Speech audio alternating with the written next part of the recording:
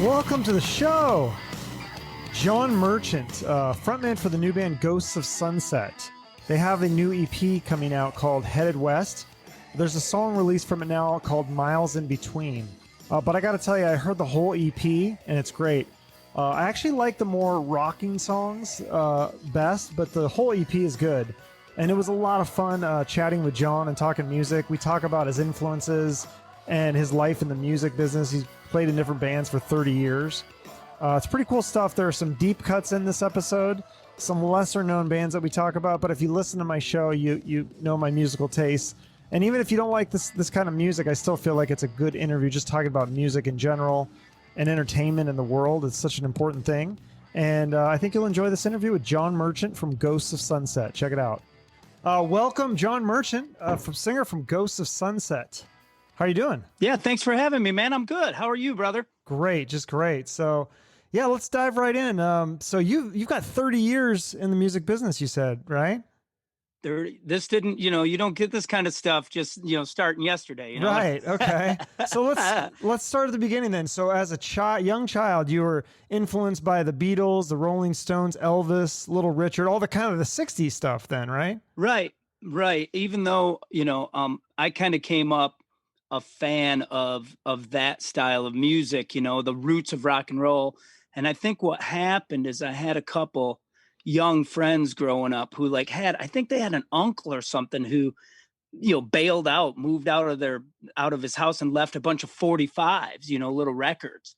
And so we got into the Beatles and the Stones and all the West Coast surf music. And so I was always out of step with my peers right away. When you're in second grade in the 70s, nobody wants to talk about Jan and Dean, they want to talk about the Bee Gees or whatever was hip, so I was always out of step. Yeah. You said the rock and roll music volumes 1 and 2 from the Beatles, that kind of changed your life. It was a collection of covers that the Beatles had been playing. I don't know if I've even heard those songs. It's really cool, man. There were like volume 1 and 2. It was, albums obviously at that time, but it had all these covers, Chuck Berry covers. And, the Beatles were covering a lot of girl group stuff, everything from, they were doing stuff like the Supremes and the Shangri-Las and Martha and the Vandellas, they were covering all that kind of music. And so now I'm hooked on the Beatles, and I'm also hooked on, music even prior to the Beatles per se. So that's really what turned me on, man. I loved it. I loved that early rock and roll. So that was a game changer. Are you still a Beatles fan now? Like, have you seen the Beatles Love show in Vegas? No, I haven't. First of all, I'm a huge Beatle fan to this day, of course. That's great. And, but there was something I saw not too long ago or a while back, now that I think about it, but it was like some Beatle, and it might even, it was like a movie about the Beatles, where the Beatles music was used and they had dialogue and stuff. There's a lot of those. And, yeah, right. And, for me, the Beatles were so sacred, I could almost not, that was hard for me to take. That's sacred stuff, right. Sacred ground for me. No, I'm a Beatles fan too. I don't know if you could see the Abbey Road thing on my wall. But well, and your t-shirt tells me you like some Beatles influence too. Yes. Yeah, no, Donnie V, I've had him on a couple times, and I love his songwriting. It's very Beatle influence for sure. Well, and those guys, Chip and Donnie and Enuff's Enough. And those guys, of course, I picked up on that kind of music. It was the music of my generation. I mean, obviously that 1980s rock and roll and that Sunset Strip scene was really my thing. But I, like a band like Enuff's Enough, I could connect with right away because they had that Beatle influence. So they had my ear already. Sure. Melodic, very poppy. So you've been writing and recording, performing and touring with your partner, Todd Long, he was the drummer in that band, The Verb Pipe. He told me, he's like, the hit song was before I was in there or whatever, but still it's cool that he was in that band. I mean, they have that song, what's it called? The Freshman? The Freshman. Song? Yeah. Yeah. So for 30 years, that's a long time to be involved. How did you guys get together? How did you meet? Todd and I met in high school. He's a couple years younger than I am. And we were, we kind of moved in the same circles in high school, musicians. And back then it was really, there were two sides of the road. We had the kids who were into like alternative rock and, we called it progressive music, whatever, college rock, whatever it was. And then you had the guys who were really into this, what no one's come up with a better term yet than hair metal, unfortunately. Yeah. But Todd and I were both into that. And so we bonded right away over bands. Everyone liked the big bands, like Motley and Rat and Poison at the time. And Todd and I were the guys who were listening to Faster Pussycat and Pretty Boy Floyd and Vane and all this stuff off the strip that were, maybe not as household as some of the other bands, Okay. So we bonded over that right away. Right. No, I love all those. I know those are some deep cuts, but you're speaking my language. I mean, some of my listeners might be like, who? But no, yeah, I love all those. A lot of the deeper, bit like Rocks Gang and like all these like bands that, I mean, if you really keep digging, you can find a lot more of this quote unquote, like you said, hair metal. There's tons of. I don't know. Do you have a better word for it? Has anyone come up with anything for us? I asked Marcus Scott. I've had him a couple times. He's a drummer, Trickster, and I said, "Are you offended by that term?" He's like, "Nah," but like we just called it arena rock. So. Right, but for like me, arena rock was Boston, Journey, REO Speedwagon. REO, yeah. Right. That's a little bit different too. Yeah, for sure. No, I think I don't know glam rock. I guess maybe that's another term. Right, and it's too bad, and that's this whole Ghosts of Sunset thing that really got us is, we're paying homage to this kind of music. We're paying respect to it.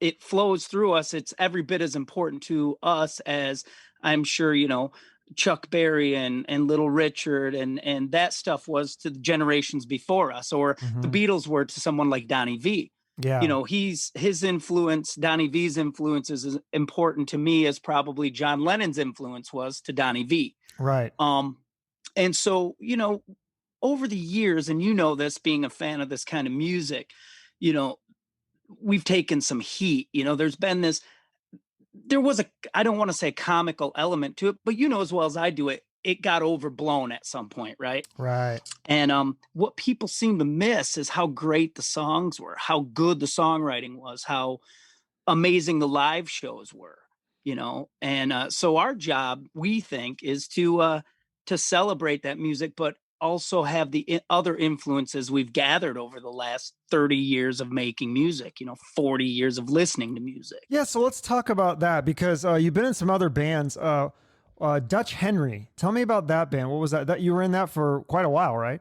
For years. Yeah. And that was kind of now what they call Americana music or alt country music. And basically, it's rock and roll guitars with a little more emphasis on the lyrical content, the song, the folkiness and the songwriting.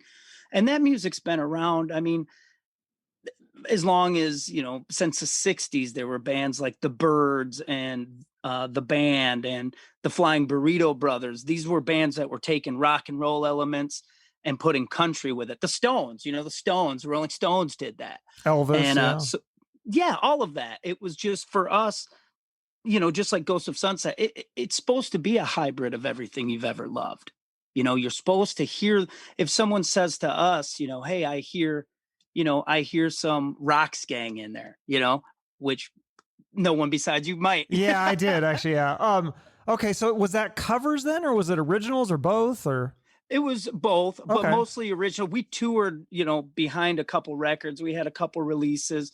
We toured behind those, all original stuff. But we still, just like any struggling band, we were out playing some cover gigs too, sure. And our covers might be, could be everything from Johnny Cash, Merle Haggard, Willie Nelson to The Replacements, Fountains of Wayne, AC/DC. We were all over the map. And I can tell you, in the mid 1990s, people looked at you like you were from Mars if you were playing Johnny Cash and AC/DC. It just people hadn't come to respect that sort of mixture of music. So if you're in this band, it's kind of like a country outlaw kind of music, and you're doing like Fountains of Wayne in that kind of style, is what you're saying. Right. That sounds pretty cool, actually. Have you ever heard of a band called the Me First and the Gimme Gimmes? No, but I like the name already. Yeah. So it's like, they're like a punk band, and all they do is covers, but they do all these different styles of music, but in their style of like punk. It's like fast punk, Cool. and they just do everything: country, pop, disco, all this stuff. And every album is a different style of music. It's pretty cool. So that's not. I like that when people do different styles of music in their style. Like a country version Right. of Stacy's Mom. I've never heard that, so that'd be kind of cool. Right. Well, there's a band, Social Distortion, kind of an old school punk band, Yeah. And they, Orange County punk band, that they were doing it too. They had a cover of Ring of Fire, by Johnny Cash. They had all that influence. Mhm. And that's kind of what we did with Dutch Henry. And when we, Todd and I started Ghost of Sunset, of course its roots were in that 1980s, again, hair metal, glam rock, whatever you call it, arena Yeah. rock. But it was okay for us to open up, lyrically, and have the stories unfold more like you might hear singer-songwriter stuff, folk music even do, real emphasis on story. The great songs from that era had an emphasis on story, whatever the story was. The Mhm. story might just be girls, girls, girls, right? I mean, that might be the It's a good the tune. subject matter. Yeah. Great tune. Um, but the stuff that really survived had some strong songwriting and story, Mhm. and that's the stuff we liked the most. Absolutely. So, and then It there was wasn't. Go yeah, ahead. I'm sorry. I was just gonna say, and there was another band you were in. Tell me about this band, White Rabbit. It Yeah, just no, says that's a waving the cover band. flag of old school rock and high and proud. Yeah, and what that is basically 60s, 70s rock and roll. Okay. So that's a cover band. Actually, the guitar player was in a band on RCA Records called Papa Vegas. The bass player was in a band in Australia called the Screaming Tribesmen, who toured with the Cult on the Electric Tour. And it's all covers, but it's 60s, 70s. So it's Thin Lizzy, Deep Purple, Bowie, Alice Cooper, The Who, the real roots of, and that's what I'm wired for. Yeah. I love a lot of music, but I'm wired for rock and roll. I like Four on the Floor. I like guitars and amps, Yeah. and Are that's you what still hooked doing the me. White Rabbit in addition to Ghost of Sunset? Oh, okay. You bet. Yeah, Okay. Cool. and right now nobody's doing anything. Yeah. True. Um, Yeah. but yeah, I still do that, and I still do solo shows where I'm a singer-songwriter guy, Okay. so I'm doing the acoustic and the harmonica and pretending I'm Neil Young, and Oh, that's you cool. know, So yeah, tell me about this. You've had 30 years in the music business. Explain to me or in our listeners, what is it like working in the music business, like when you're not Aerosmith, right? I mean, you're not at the right. Aerosmith level, No, because I no. think a lot of people kind of think it's like all or nothing. Oh, you're either a rock star or you're not. But you can still be a working musician. You've 30 years in the business. And I mean, it just do you have to have a day job and do other things? I mean, you don't have to I quit your do. dream, but Yeah. so explain that how that works. I'm always curious. Well, for me, there was that time in your life where you're going, and that's again, not to push this so hard, but the Ghosts of Sunset, the EP we did, is about these people who moved from their hometowns and went out west to make it, to Yeah. strike gold. I think that took a lot of guts. I think it took, Oh you yeah. see these poofy haired cats, and you're going, oh, these, in their interviews, and they're, they seem bubble airheaded guys or whatever. But really, they left somewhere and went, I'm all in. Yeah. Now, someone like me, I was more like, hey, I was going to I knew I was going to have a day job. There was a time when all I did was play music. That was cool when I was 21, 22. It was really cool. I enjoyed it. And you had enough to pay the bills doing it? I had enough to pay the bills, but I was living pretty Spartan. I didn't have my wife and son like I do now. I didn't Right. have Yeah. soccer cleats to buy, or, things like that. I didn't have a car. you know. Nowadays, I think if you're not Aerosmith, you can find there's more ways now to get revenue streams from music than there ever was before. You have more access to put music in film, or my band Dutch Henry had licensed songs to the Outdoor Channel, to Ford Motor Company, to Hewlett Packard Computers, so you had revenue Wow. streams coming in. Now, did Uh, they use the song, or they just buy it and then in case they wanted to use it, or how's No, like Hewlett Packard, they launched a new touchscreen. This is some years ago, but like new touchscreen computers, and they preloaded the album on the computers. Oh. So you get your computer, and there's always like some music preloaded. Yeah, I hate Well, it it was when our- the iPhone did that with the U2 album. I think that pissed a lot and of it people popped up in your phone. Yeah, I right? was like, I don't want this U2 album. Exactly. So you're And one of YouTube those. was like, Okay. I don't care. You're getting Yeah. it. Well, that's cool though. But it's just, back in and certainly there was a time in my life when I was a dumber younger man where I would go, well, I can't believe that band sold out, right? They sold out because their songs in a fucking donut commercial or whatever, Oh, right? Yeah. Now, as 30 years in the business, I can kind of, I do appreciate the fact that, there's mouths to feed, there's career, just the simplest thing, guitar strings cost money, rent costs money. You got to find another way to do it. And now we live in a time where you can access those revenue streams in a way you couldn't. But there's also something too that for a guy like me that grew up in that era where you feel like, well, man, I'm not, am I not all in? You know what I mean? Am I not? But, I don't think that it lessens the music at all. I just think the opportunities, like if Warrant called and said, hey man, we're going out for 4 months and we want you with us, then you start really weighing some options. You're looking at things, how much money you're spending, how much money you're making, the audiences you're reaching, that sort of thing. Yeah. Where Well- at 21 years old, I would have went, okay, what do I have to do? Do we all pile into you go and follow Warrant around and play shows? Cool, we'll do that. It's not like that now. Yeah. Have you had those opportunities where you've been able to open for bigger bands? Yeah, especially now. And it's been cool for me because the access to some of these shows, a lot of my favorite bands are touring at a level where you, first of all, you get access to them, and second of all, they're a little more open to put on a lower tier band. So we've done stuff, Todd and I have played with everyone from Lynch Mob, Faster Pussycat, Tracy Guns. We've also, with Dutch Henry, we opened for bands like the Goo Goo Dolls and Wow. Kobe Calais and a more country artists than I can name.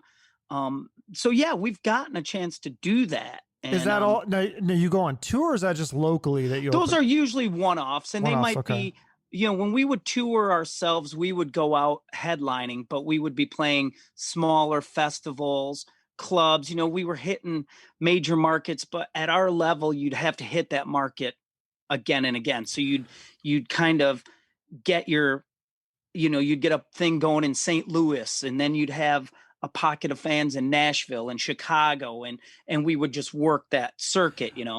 Why not like team up with another band? Like I had this band called The Compulsions. And I liked it. He sent me the new record. I heard it. I was like, this is good stuff. I was like, are you touring? He's like, yeah, I can't, tour on this. I don't have enough I'm like, why don't some of you, like if you're a smaller band or newer band, why don't you guys team up together and do like 3 or 4 or 5 bands? Or is that just not economically feasible?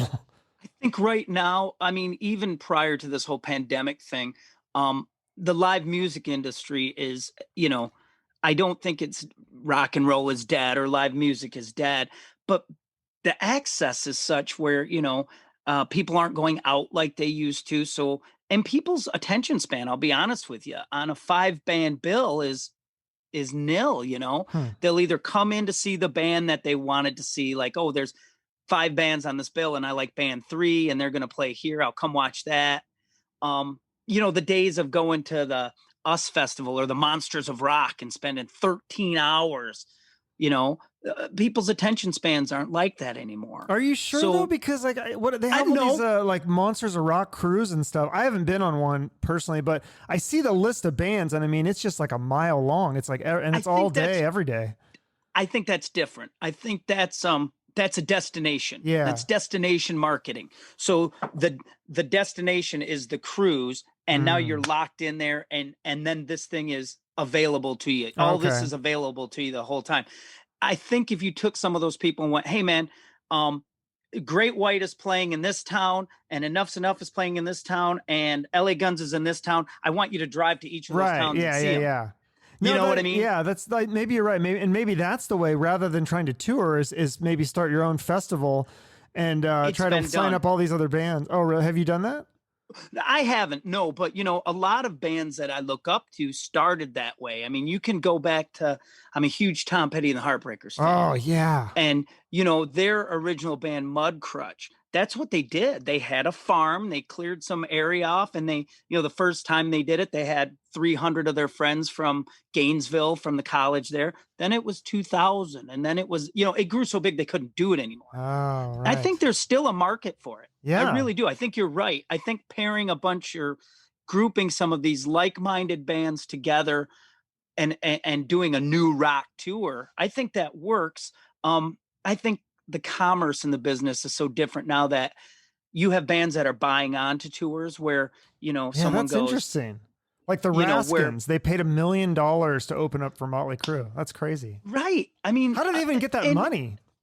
I was going to say, if I had $1 million, I would do it too. So I'm not Yeah. faulting them. Yeah. It's just, I wonder how that works, and some of it is, there might be a guy in the band whose dad is, invented the Post-it note or whatever the hell it is. And he's got the good. dough to go, Billy wants to go play his guitar with Motley Crue, and I'm going to pay for that, even Kickstarter, things like that, Kickstarter and Yeah. crowdfunding. GoFundMe. In my day, we didn't do that. You made an album, you either went out and played shows and got money for it, or, you came home and sold everything in the living room. You went, well, shit, I got my stereo and I got this guitar. I'm going to sell that stuff, Yeah. I can remember being in a bar, asking everyone in the bar if they wanted to buy a mountain bike. And it was because I had a mountain bike and I had a record to make, Ah. and I Yeah. needed that money. So yeah, explain to me. So you guys are on. You have a record deal. It's pretty cool. You're on Golden Robot Records, Right. which I've heard of because you got Gilby Clarke from Guns N' Roses is on there. Dizzy Reed, also from Guns N' Roses, has a solo record on there. One of the LA Guns versions is on there. I saw today Brandon Gibbs, who I've had on my show. Great, super nice guy. I seen him perform live. Great, great band. And then I saw Jefferson Starship has an album on there. Yep. That's pretty cool. Getting help, for us, that help is immeasurable. Having someone like Golden Robot behind you you just can't put into words the value that is to us, and to have people who get it. There were other labels we talked to who liked the music, but they weren't quite getting it. Golden Robot understands what we're doing. It's as much as I like, Steel Panther, right? I love Steel Panther. Great. Yeah. Love Steel Panther. That's another thing, the Ghosts of Robot aren't sending up, I don't want to say mocking, because I don't think Steel Panther is mocking 80s rock, but they, there's some tongue in cheek there. We don't have that. This music's bound to come out of us because we were born and raised on it. Right. It's just who we are. So Golden Robot got that right away. And to keep company with a band like King's X, who I've respected from day one. They're on Golden Robot. Phil X and the Drills are on Golden Robot. He's the and guitarist for Bon Jovi, right? For Jovi, right? And it's pretty good. Stephen company. Riley's got Stephen Riley and Kelly Nichols have their LA Guns there.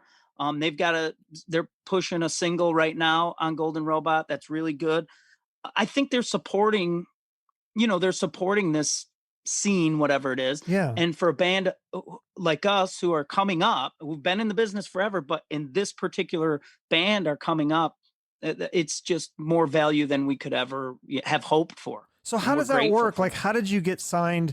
Do you submit a tape or I guess not tape, but you submit the songs to them? You shop it. You made this EP. You shopped it to these different record labels, or right? And I don't 100% know where the Golden Robot connection came in, but they had gotten wind of it. Oh. And what we were kind of hoping for was, to maybe find. They also, Golden Robot kind of is an umbrella. There's a lot of other labels under the Golden Robot name, some subsidiaries. Oh, I didn't know that. And so, initially it was, hey man, maybe one of these subsidiaries will help us. And then in meeting with them and discussing what we were doing, they went, we think Golden Robot itself is a good fit for you.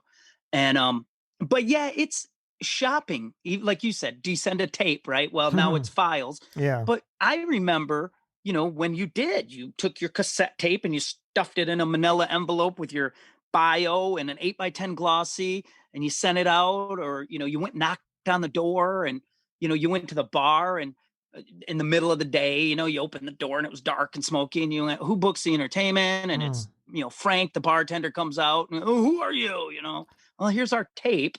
And, as soon as you hit the door, he went and threw it in the garbage. It was just, the access now is really advantageous for new artists, I think. Yeah. And for guys like us who've been in the game a little bit, it's amazing, because you remember what it was like to work, putting mailing envelopes on or mailing labels on envelopes all night long, Right. because they had to print out on your little printer. And so it's just a whole new game. How long have you been on this record? Do you guys get is there like a company party where all these artists come together, like a Christmas party or something? And if there is, how do I get an invite to that? Because that would be fun. There probably is. And they're like, we're not inviting these dudes because I don't need them. Shit. Nobody wants me at a Christmas party. I want to be your plus one if you do get Kelly invited. Nichols. Yeah. Hey, you're in. Okay. You're in. I'm sweet. sure that card's coming. Yes. It's been a blessing for us to get this. The other thing that a label like Golden Robot will do is they just widen the net. They get you out places that you can't get yourself to. And but it's also, I mean, and anyone will tell you, it's not, it's not cocaine and satin jackets either. You know what I mean? No. It's not, but do they help with the licensing for the TV shows and the commercials and all? Because that's a big part of how you guys make money now, right? Right. Like even in the Dutch Henry days, our label 615 Records out of Nashville, they were always looking for that, where we could place a song. Can we do it here? Could we do it here? Does this song fit? So Golden Robot will do some of that for us too, because now that's where songs are heard. You hear 30 seconds of them at the tail end of a commercial. Yeah. Or you can even put them in your Instagram stories and stuff, your social media. It's amazing, man. Enough's Enough, Rat, Warrant, Motley, all those bands we came up on. I saw, a lot. Vane's a great example. Kind of that lesser known band that I loved. It just happened to be their video went by on Headbangers Ball or whatever. And you went, oh, that's cool. And I'll go buy that. There's not that clearinghouse like there used to be, which was MTV. That's where, I mean, make no mistake. Before that, it was FM radio, right? And then, I think the disadvantage though is it's harder to find stuff that's like Headbangers Ball. They would put like the best of the best, and so now it's kind of like there's so much. Every band has a YouTube or Facebook or whatever, but it's like sifting through and trying to find it. I mean, I interviewed Calico Cooper yesterday. She's Alice Cooper's daughter. She has a band, Bisto Blanco. They've been around since like 2012 or something. I just heard of them like a year or two ago, or whenever the Feed My Frankenstein song came out. But then I went back and listened to these old songs, and they're really good. And I'm like, how did I never hear about this? Because there's who's the Headbangers Ball now? Like, who's the one telling you, like, here's the hit, So that's why I'm trying to do my podcast partly too. You are, dude. But there's a lot of podcasts too. Ball. So I mean, really. Yeah. But that's who it is now. That's where we get this stuff from, is from podcasts and from, someone who's curating music and sharing it and doesn't have, the other thing is on your side of it, you can't really have skin in the game. You know what I mean? I don't want you pitching stuff to me because, it's your best friend's band. I want you pitching something to me because you dig it. Yeah. And then I look at your Enough's Enough shirt and I go, well, he likes Enough's Enough and he likes Bisto Blanco. I bet he and I are connected there somehow. I need to check out Bisto Blanco. Definitely. I mean, that's what I dig, is it's the same way, if we're playing live, you're out on the road and you're meeting people and they're going, dude, have you checked out this band? And then you get back to the hotel and you YouTube it.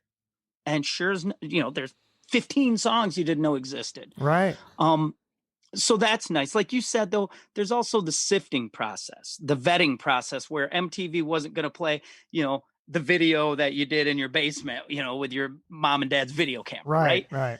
Nowadays, everybody's laptop comes loaded with some sort of recording software, and they go, "Well, I made an album in my studio." And it's like, well, no, you recorded your voice and guitar in the basement, and you didn't go through that process of learning how to do this, where things sit, where a guitar goes in a mix, how the drums work, how you can, you're panning a guitar here and a guitar here, and they're creating this third thing. That, I mean, not to be that, guy going, "Oh, in my day," but in my day, you were on analog tape. You might have Right. 8 tracks, 4 tracks to work with, and and that gets lost because it's all Yeah. so easy and instant now, Well, let's talk about your process with the songwriting, because you said you're 50-50 partners with Todd. Now Mhm. he's a drummer though, right? So how do you guys work with ideas? Does he must play the piano or the guitar? He doesn't actually write the music on paper, does he? He's no, he's, for lack of a better word, he's Dave Grohl. He's Oh, a he does Dave Grohl everything. guy. Oh, So he plays guitar, he sings harmony, he plays bass on the Ghosts, a lot of the Ghost of Sunset stuff. oh, He's I didn't that know that. Oh, musician. wow. Okay. So what he and I kind of do is he might have a riff for that's the beauty. He's in Alaska. I'm in Michigan, you know. Oh, and you guys So made this record and being in two different. we did. Wow. So, but what we both have is we both have Pro Tools rigs. We both recorded a long time. We know how the system works. But that was it. It'd be like, I'd get a file on my phone and I'd go, "Oh, okay, it's Todd's riff." We just start building. It's great. It's cool. It allowed us to do this. It's not the same, and it'll never be the same as 4 people in a room together. It'll Yeah. never be that way Well, for, so when you're doing it like that, right, yeah. So when you talk you about know. like songwriting and like what inspires you, you'd said, whether it's the Beatles or Motley Crue, it all boils down to like human experiences and emotions, like love, hate, fear, sadness, Right. joy, loneliness. So tell me about that. Like, what inspires you right now? Because there's a lot of crazy stuff going on in the world. Are you being inspired by all this craziness to write music? Because that's got to evoke a lot of emotion.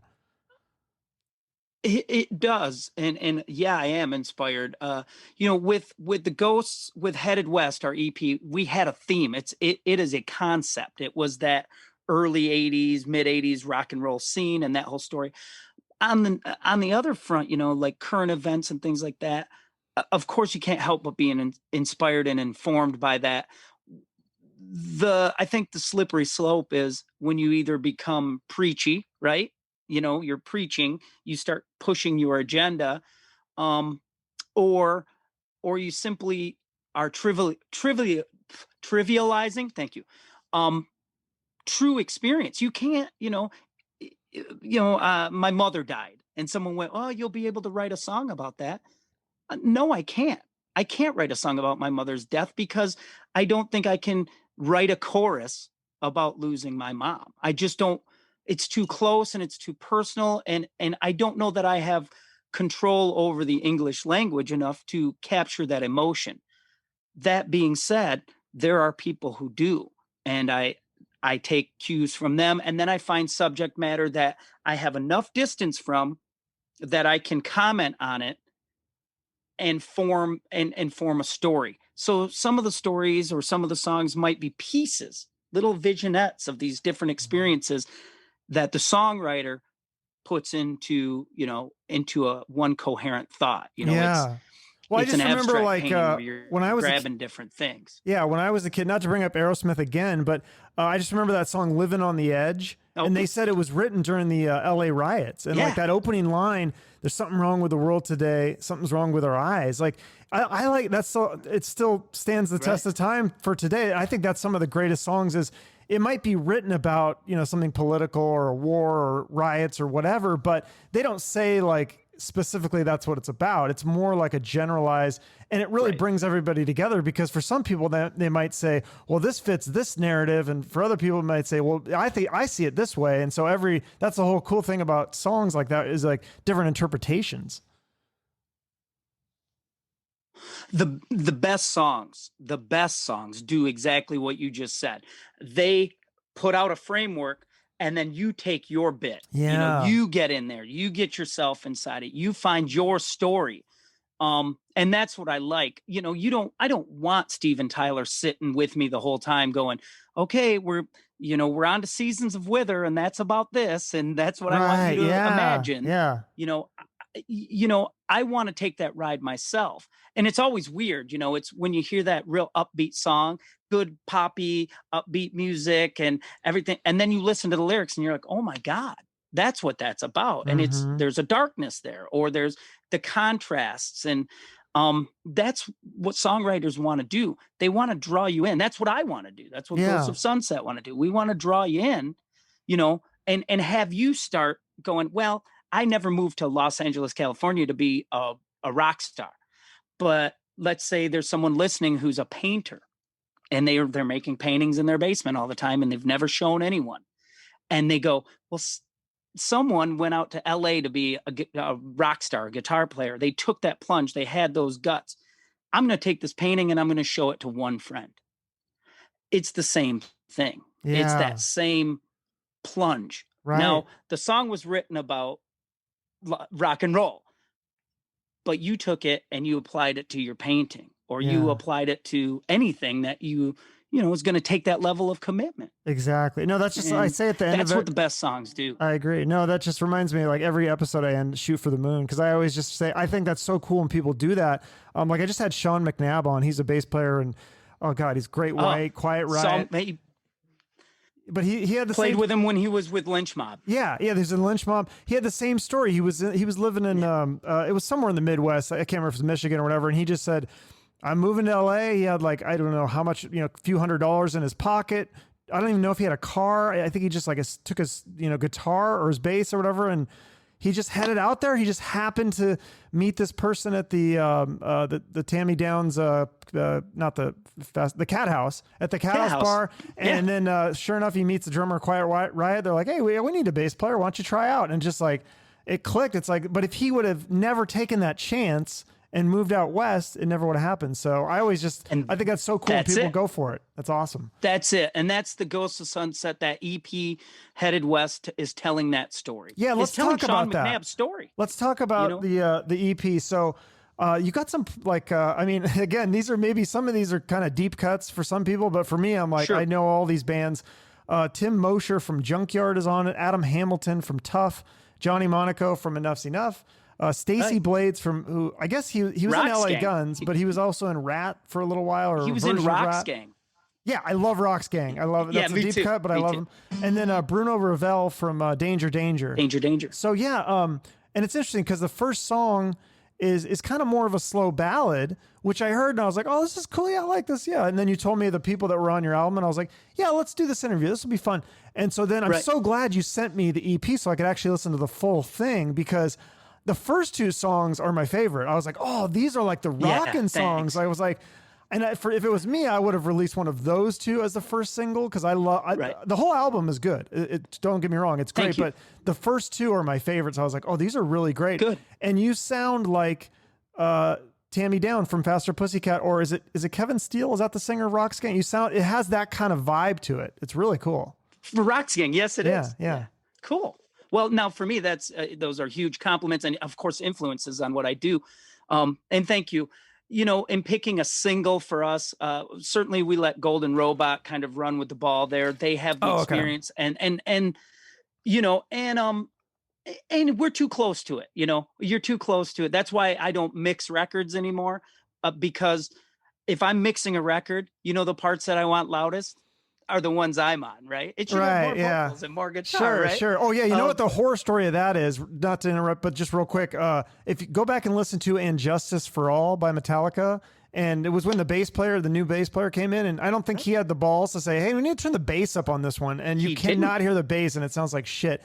But if you hear the remix version where they fixed it, oh my God, it's amazing. So. What's the remix one called? And Justice for Jason is what it's called. The remix. Is it really called that? I just heard a YouTube version. It was awesome.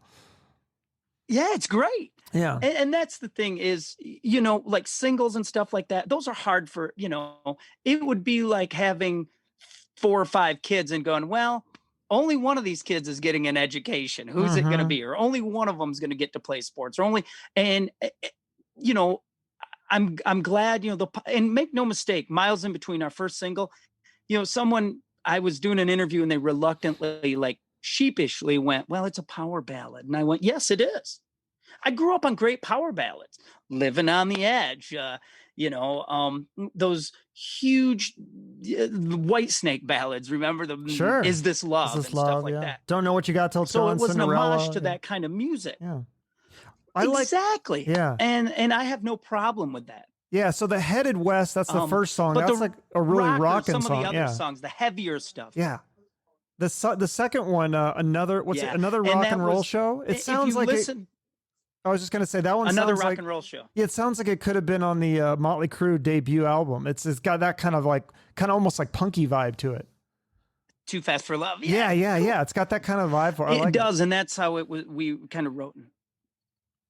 Yeah, and that was just if you listen to that EP, and when you go back and listen again, the songs as they develop, you know, like Headed West and Another Rock and Roll Show, they're a little more raw. And as you get to like Miles in Between and the later songs, they sort of unfold. You get more instrumentation, you get a little more fidelity. It's to mimic the career of a band. You know, that first Motley Crue album is raw and punky. That's interesting. You know, and as you go through our EP Headed West, as you get to the end, now you have organ and piano and guitar and because, you know, Motley Crue doing Too Fast for Love had guitar, bass, drums, and vocals. You know, there you go. Now go to Dr. Feelgood. You know, yeah, good production. You go to Dr. Feelgood, you have Bob Rock's production, and so I love them both too. Yeah, that's great. Consciously mimicked. That's interesting. That's really cool. We tried to mimic that. Yeah. So October 2020 is when that's when it's gonna. Or sorry, that's when the second single will come out, and then the EP will be out before the end of the year. Second single. Would you know what the second single is? Yes. Yep. So can you say or? I do. It's going to be a song called Never Goodbye. Okay. That was one of the it's on the EP. Yeah. That is a kind of a mid-tempo thing. It's got Tracy Guns on guitar from LA okay. Guns. Wow. Tracy Guns. Yeah.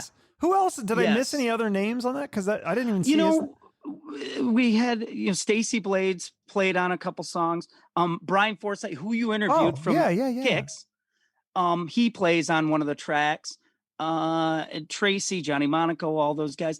And again, it was our way of thanking those guys and letting them know. I mean, I want a guy like Stacey Blades to know that Rocksgang in my, you know, 1980 whatever pickup truck I was driving around had full rotation. You know, I was listening to No Easy Way Out. Oh, that's a great song. That record. Yeah. And so for you to even mention Kevin Steele is an honor to me. And hopefully someone watching this is going to go, these guys are talking about Rocksgang. Yeah. Who's that?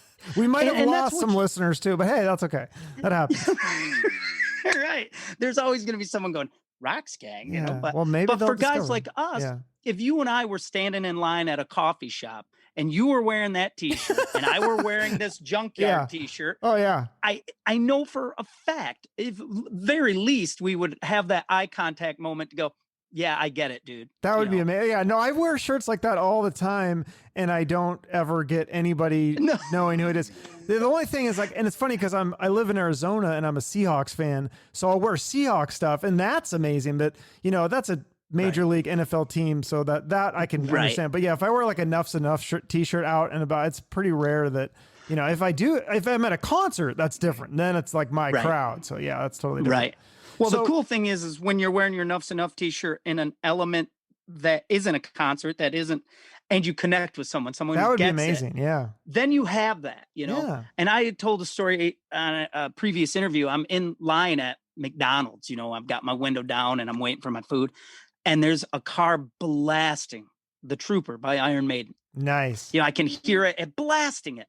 And I look over and it's a guy, you know, probably my age or something. And we don't even say anything. I give him some horns. He gives me some horns and we get our food.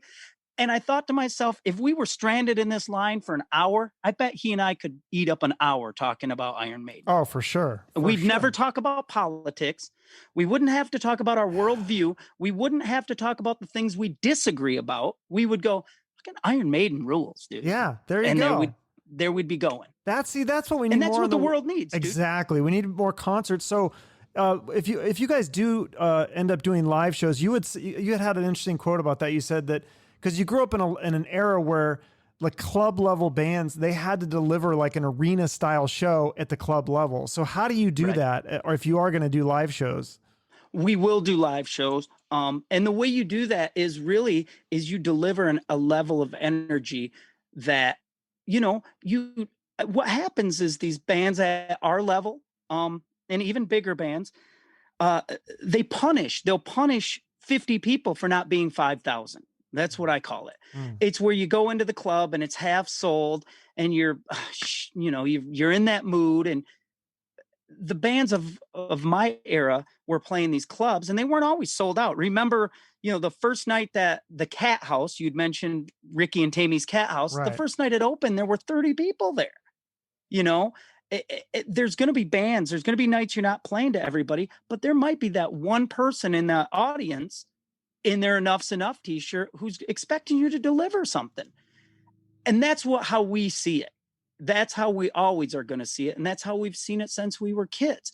When I was starting out in a band, in my era, you had to play an instrument, but you couldn't get by. If you were going to be in a cover band, you had to be pretty good because the parts were pretty good. The Stacy Blades and Tracy Guns and Johnny Monaco's and whomever are top level musicians on their instrument. Yeah. So you have to have that, but you can't just stand there. You're not a classical guitarist. Now you have to move about this stage. Now the stage is the size of a postage stamp, but you still have to have that because you're playing to people who have seen that as well. Right. So that's how we do it. It's every night when we were playing, this country rock, it was the same thing. It's always that thing. As you get older, it just takes a little bit more wear on your body. But, when we played with like Lynch Mob or Pussycat or, I saw Tracy Guns, we played with Tracy Guns in this small club. And I want to see Tracy Guns. He's the guy from the Never Enough video or the Electric Gypsy video or whatever. I'm here in a room with him. I want him to deliver. And he delivered, and that's what these bands are out doing. So if someone goes, I can't believe band A is here playing this bar in my hometown and they're in a van. They used to be in a bus. Why would they do that? It's because this is what they do. Right. This is how they're wired. You never go, God, this doctor has been practicing medicine forever. And, it's not an open heart transplant today. It's a sliver he's got to get out. He doesn't go, I don't do slivers. Right. No, he's a doctor. He's a doctor. Yeah. So, in rock and roll, that's how it is. Absolutely. So 30, if you have it, you go. No, I was just going to say 30 years. I just keep thinking 30 years in the music business. That's a long time. What's the craziest shit you've seen? I mean, and it seems like you've played with some pretty big names and stuff too. Do you have some good stories to tell about anything like a Tracy Guns story or a Lynch Mob story or some of these rock stars, like anything crazy happen that you saw? The coolest thing about those shows, I think, at this club level is when you see the person who's getting a chance to see George Lynch and you see him. I mean, George Lynch comes out and you'll see dudes go boom, and they're all right there and they're just watching, right? They're staring and they're watching him play guitar. There's a lot of that. And the cool thing is back in the day, on the Monsters of Rock tour, you weren't going to get to go stand in front of George Lynch. The photo pit was 30 yards wide. So that's really cool for us, for guys who grew up on it, to get in a club and see these bands. Faster Pussycat was one of my favorite bands growing up. I mean, I flew that flag. And so to see them in a club and hear Bathroom Wall and all these songs I loved.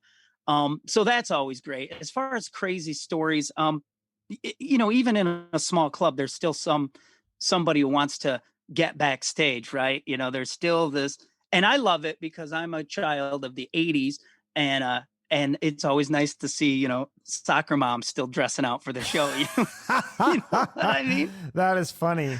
Yeah. So, I mean, you talked about, it's interesting. I interview a lot of these guys, musicians and rock stars and things. And so many, I feel like it's becoming a cliche where it's like, they go through this party lifestyle and then they get older and they're like, okay, now I'm sober. And so you have 6 years sobriety. 6 years. Yeah. Yeah. So congratulations on that. But Thank you, dude. talk to me about that, because, you know, it just seems like it's so interesting. Like, why do we need to have everyone keep going through this routine? Like, why do you think it's such a cliche, but it's so true. Like, it just happens so much. And I'm like, is that just part of, like, people need to kind of learn that lesson? Is that just life? I think it's some of that. And I think it's because if you're at our core, be it Steven Tyler or Bret Michaels or John Bon Jovi or me or Sean McNabb, there's a lot of insecurity involved in this. You know, it's funny. You see someone on stage and you think they're the most confident person on earth, right? They're untouchable. They're bigger than life. But really, when you start writing songs and performing for people, you're really laying something out there. You know, you're really opening up. And for me, that made me fearful. And fear is usually the root of most addiction. And I also grew up in an era where all my favorite musicians were a mess, you know, the Nikki Sixes of the world, and going back the Johnny Thunders of the world, and, you know, the Sex Pistols, and, you know, everyone was a drunken, drugged out mess. And I thought that was part of the deal. I thought I wanted people to come see the band and be like, that dude has been, you know, he must have drank 13 beers during that set, which was not uncommon for me. What happened is I don't remember a lot of that. And I never was able to admit the truth is, you know, there's always an element of fear. Anytime I do it, you know, I think that's vulnerability. And I think that's where good art comes from. So what is the fear? That people won't like you, or people won't like your music? Yeah, sure. Okay. People won't like you. They won't like your music. You know, I call it the Carrie syndrome, the movie Carrie, you know, where the girls at the dance, and they're all going to laugh at you, right? None of us want that. You think, you know, I don't think any of us want to be booed. I don't think Motley Crue wanted to take John Corabi out on the road to half-filled arenas and feel like they had somehow made a mistake or pissed away their career or whatever. I don't think Joe Perry wanted to leave Aerosmith and go play clubs, you know?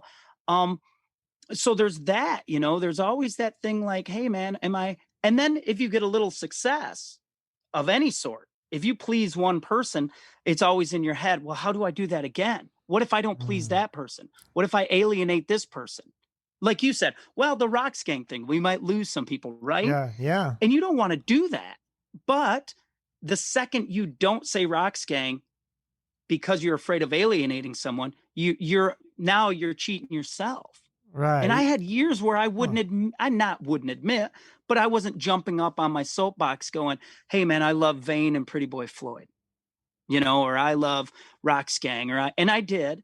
But, you know, there was a time where, I don't know, maybe I wanted to be cooler. I wanted to be, you know, and I did like a lot of other music, and I referenced that. Oh no, check this out. So I like the bands we've talked about, the hair metal. I grew up in the 90s in Seattle, and I loved hair metal. So you couldn't be in a worse place or time to like hair metal. You were we blame you. I liked the grunge too. I did, too. But I mean, I was more of a fan of, you know, Motley Crue and all that kind of stuff. So yeah, I don't know. I'll tell you what, Seattle, as far as bands I loved, you know, there was the grunge scene. I never really held them responsible for killing hair metal, but Mother Love Bone, man. Oh, I love them. Yeah. That's one of my all-time favorite bands. I think I saw you posted a record of that on your Facebook. Yeah, I'm such a humongous fan of them. And the grunge had some good stuff. I mean, I have to admit, I'm sure Tracy Guns or Sean McNabb or Frankie Benelli, rest his soul, they would have admitted it got to be too much. It got overblown. They were playing characters. Yeah. You'd see these interviews. You'd watch Decline of the Western Civilization Part 2, right? The metal years. And they'd interview these guys. And they all seemed like these buffoons, you know? And what I wanted for us and what Todd wanted for us was to pay homage to the guts and the true spirit of those people, not the person you'd see in the interview, not the passed out drunk guy, not the pissing in a cop car guy, but really the guy who left his small town and went, hey man, I've got the guts to do this, and I'm going to go do it somewhere where some of the best in the world are doing it. Yeah. You know? No, that's great. Well, I end each episode with a charity. I hope I told you to, is there a charity that you work with or you want to raise awareness for? Right now, I've really been talking a lot about the MusiCares. They deal with addiction recovery, sobriety. Okay. And right now, the other thing I can encourage everyone to do is really take care of your local venues, your clubs you see Yeah. live music in, your bars that host bands. They're hurting right now, dude. You think the touring musicians are hurting. Think of all the venues that count on them coming through town and they're not coming. Right. And they can't open their doors. So I'd like everyone to at least do what they could to support those independent venues Yeah. and And I'm clubs. sorry, what was it? It was Music Cares? MusiCares. Okay, Yep. cool. And We'll check that out. it's through the Recording Academy of America, and it helps with our business is littered with addicts who need help. Absolutely, man. And I was one of them, and I was lucky enough to get it. So Well, I'm glad that you got that. Yeah, and I'm loving the new album, or EP, I guess it is, Ghosts of Sunset. Yeah. Everybody should check it out. Follow you guys on social media, and we'll look forward to new music coming out soon. thank you so much for having me, brother. Okay. Always a pleasure to Thanks, talk John. to a like-minded man. Yeah, Thanks, bud. you too. All right, bye-bye. All right, take care. So John Merchant, the band is Ghosts of Sunset. You can hear the new song Miles in Between everywhere. The rest of the EP will be out soon. Follow Ghosts of Sunset on social media. Follow me on social media. If you enjoyed this episode, take a look back at some of the other episodes that I've done. I'm sure there's some interviews that you'd enjoy. And make sure you subscribe to the podcast. I'm everywhere now. iTunes, Spotify, iHeart. You can even see my ugly face if you're on YouTube. I suggest taking your glasses off or having 13 beers like John used to do. I look a lot better that way. Thank you for listening. Have a great rest of your day or night. And remember, head west, follow those dreams, shoot for the moon, baby.